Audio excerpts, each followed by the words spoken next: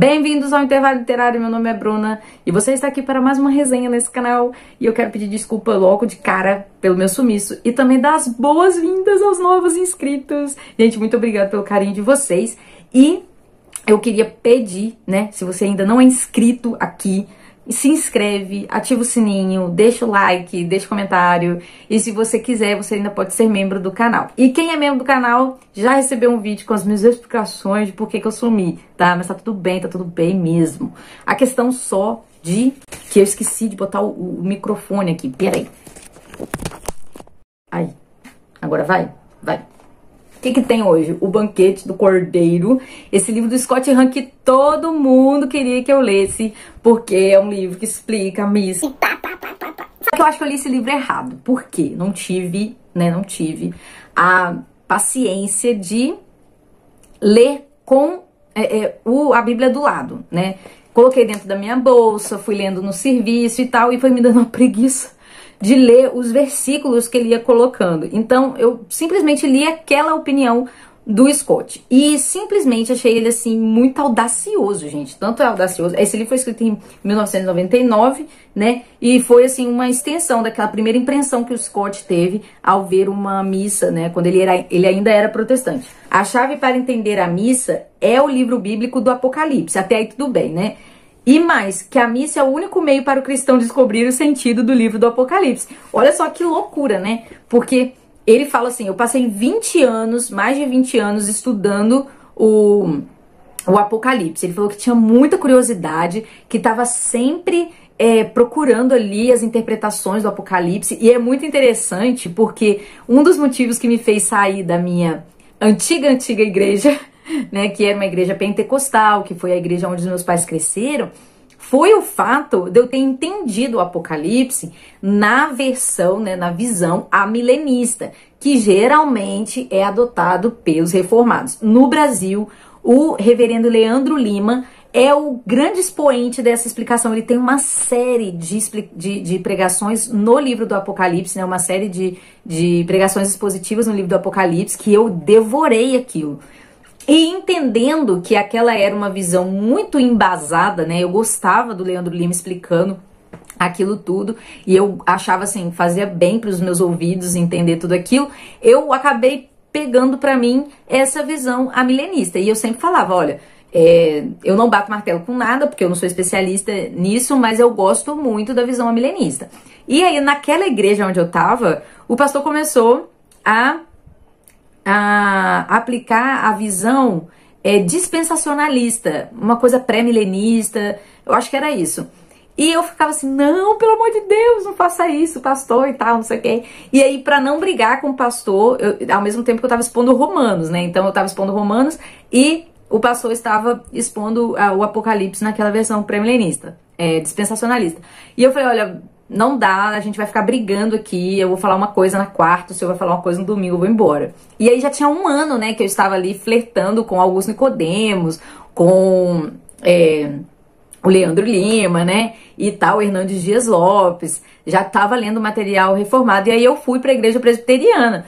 Então, quando eu li que o Scott estudava muito a questão do Apocalipse, eu lembrei dessa época, lembrei muito dessa época, porque ele fala, eu sempre estava pescando as visões do Apocalipse para poder entender esse texto, porque era incrível, aquele texto era o último texto que foi deixado para nós, era uma coisa sobre as coisas dos últimos tempos, e ele era muito aplicado em estudar o Apocalipse. Quando ele senta numa igreja para assistir uma missa, ele simplesmente vê ali, né, uma chave de explicação de todo o texto do Apocalipse. É fantástico, né? E ele vai fazer essas duas coisas no livro. Ele vai explicar a missa, né? Depois ele vai explicar a revelação em alguns aspectos. Isso aqui não é um tratado sobre o Apocalipse. E depois ele vai colocar o Apocalipse dentro da missa, né? É um livro muito bom de ler. Agora foi o que eu anotei aqui na minha folhinha, né? É um livro pequeno, mas é um livro grande. Porque se você for ler tudo que tá ali, você vai pegar pais apostólicos, você vai pegar o catecismo, você vai pegar a Bíblia, tem muita coisa aqui dentro desse livro. Uma coisa que eu achei interessante, né, eu anotei algumas coisinhas, é de que a missa, né, aquela questão do sacrifício, aquela questão do pão, né, dos anjos, dos santos e tal, sempre foi assim.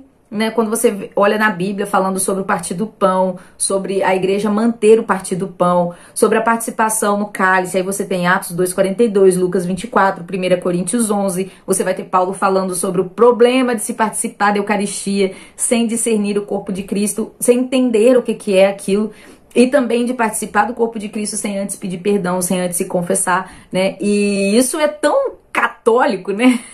E geralmente na igreja, o que acontecia muito na minha antiga igreja, que tinha um cuidado muito grande com a ceia, era jejum e também a questão de pedir perdão pro irmão. E aí acontecia muito no culto das pessoas procurarem umas às outras para pedir perdão, isso é legal.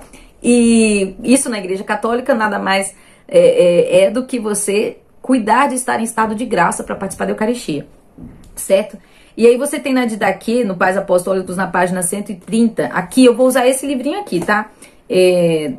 Dessa editora aqui.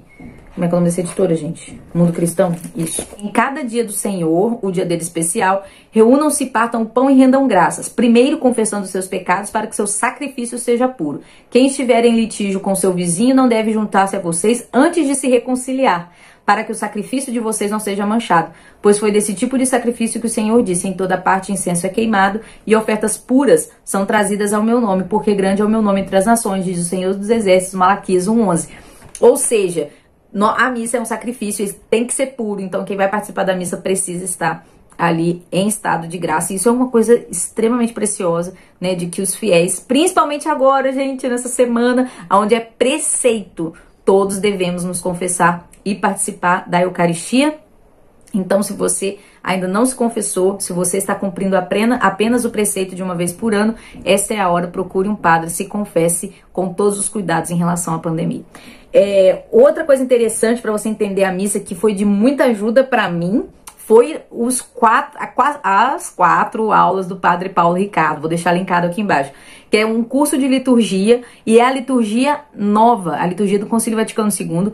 E o Padre Paulo Ricardo explica cada detalhe da missa, tá? Isso é muito importante. E dentro desse curso ele fala uma coisa que o Scott Hahn também fala, que é sobre o relato, né, de Justino sobre a liturgia, em 155 depois de Cristo. Gente, se vocês ainda não leram, pelo amor de Deus, eu não vou ler aqui, já tá dando 9 minutos de vídeo, mas se você ainda não leu, procure no catecismo, ou então procure aí no Google, tá? Relato da liturgia de Justino. É impressionante. E aí ele vai dizer coisas que a gente já viu um pouco lá naquele livro do... Ai, gente. No livro As Raízes Judaicas da Eucaristia, que é a questão da participação, né? Que no Apocalipse, os crentes já estão participando com os anjos da adoração a Deus. Antigamente, em Jerusalém, os crentes imitavam, né, o tabernáculo divino. E no Apocalipse, os anjos já estão juntos. Então, quando nós participamos da missa, nós não estamos apenas imitando, nós estamos participando, né, da liturgia dos anjos. E ele vai explicar, ele faz uma lista, gente, imensa, da liturgia toda dentro da missa. Nossa, eu abri exatamente na página. Na página 111, ele vai colocar uma lista, ó. Começa aqui, dos versículos, aonde vai explicar a missa dominical, o sumo sacerdote, o altar, os presbíteros, os paramentos, o celibato consagrado, os candelabros, tá vendo? Aí aqui você lê o Apocalipse quase todo.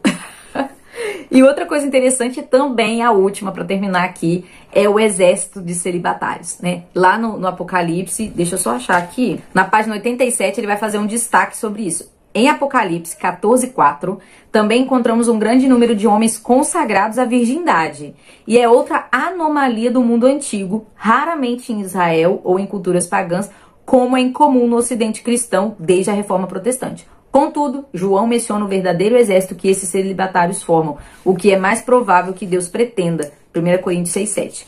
E aí, você vê, né, que embora o matrimônio, né, e o celibato sejam duas vocações aí, né, nessa questão sexual e frutífera do povo de Deus, você tem um destaque, porque no céu todos nós seremos celibatários, né? E os sacerdotes imitam muito mais a Cristo no celibato do que no casamento, certo?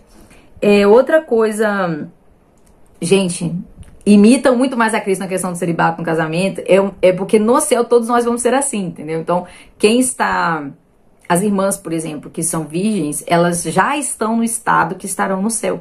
Isso é muito interessante, é muito bonito e é muito valioso. Eu acho que acabou? Ah, não, tem uma outra coisa interessante, que o relato que João faz do fim ali de tudo bate muito com o que aconteceu com Jerusalém. Porque o templo foi destruído, acho que é em 70, acho que é isso mesmo, 70 depois de Cristo. O templo foi destruído, foi tudo arrasado, queimado, as pessoas passaram fome e tal. E em Eusébio de Cesareia, na História Eclesiástica, meu Deus do céu, tem uns relatos assim que eu fiquei mal. Eu tive que parar de ler o livro, respirar fundo para continuar lendo, porque o relato do fim, né, do meio dessa guerra, de como que aconteceu essa guerra, como que a Jerusalém foi invadido, é extremamente penoso, né? Tem mães que acabam matando os seus filhos para comer, de tão grande que era a fome em Jerusalém. Nossa, é terrível, meu Deus do céu, eu não consigo nem imaginar. Então, esse terror todo do Apocalipse bate muito ali com o que aconteceu em Jerusalém. Mas também pode apontar para outras situações, pode apontar para o futuro, com certeza, né? Porque virá uma grande assolação mesmo sobre a terra no fim de tudo. Isso aí que eu vou falar sobre o livro, não vou falar mais nada, principalmente porque é um livro muito cheio de detalhes. E eu indico para vocês a leitura dele, só que leiam direito, né? Leiam lendo o Apocalipse. E eu vou fazer isso quando eu estiver menos agitada, menos ocupada com as coisas daqui de casa. E quero muito ler todos os versículos apontados na hora do texto. Então é um livro para ser estudado. E ele foi editado pela Edições Loyola, e está prefaciado pelo querido professor Felipe Aquino. Gente, é isso. Eu agradeço a vocês, né? Esse livro eu recebi de presente, quero agradecer também. E eu agradeço a vocês pela inscrição, pelo like, pelo comentário. Hoje não tenho o Benjamin para dar tchau para vocês, mas eu vou tentar trazer ele no próximo vídeo, tá? Um beijo para vocês. Tchau, tchau.